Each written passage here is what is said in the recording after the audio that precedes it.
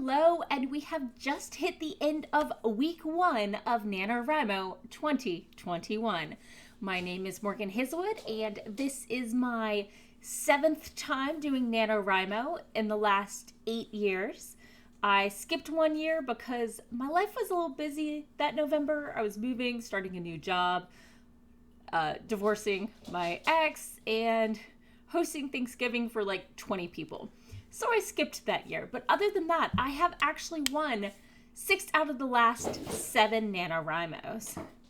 I had a few failed attempts before then, but I know what I need to do to win, quote unquote, NaNoWriMo. I need to get in my words before I go to bed every day. I have done the equivalent of 2 days worth of a NaNoWriMo in my life, maybe 5 times. So I have to keep pace or I'll lose. I'm right out. So last year's story kind of went off the rails. Don't know if you were following me in 2020, but I wanted to tell a space fantasy with a human and sentient octopus people and space manta rays and sailing the ether between worlds. And it turned into a story of tax fraud and school field trips.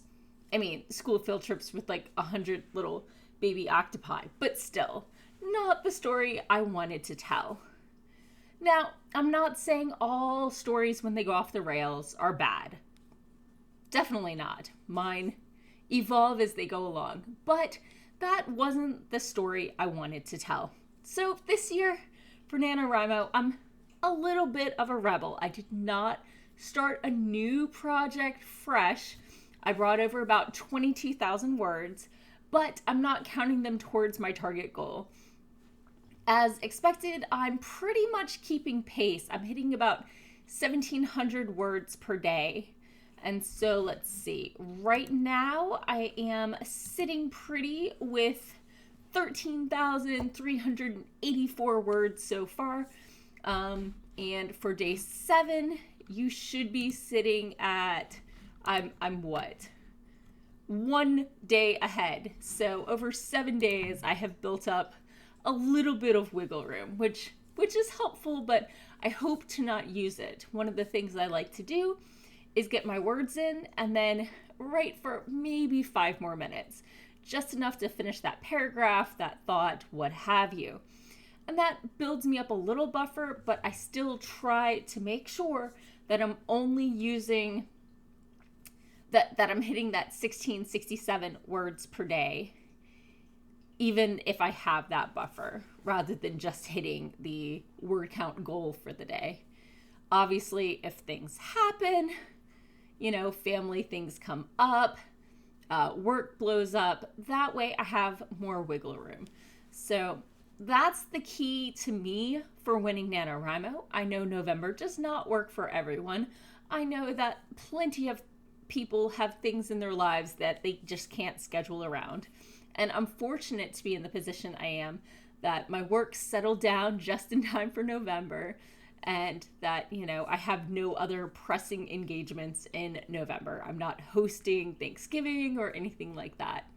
So yeah, this is my progress post. Week 1 is done, and I have just enough words to count as keeping on target. So let me know in the comments below, are you a marathoner like I am?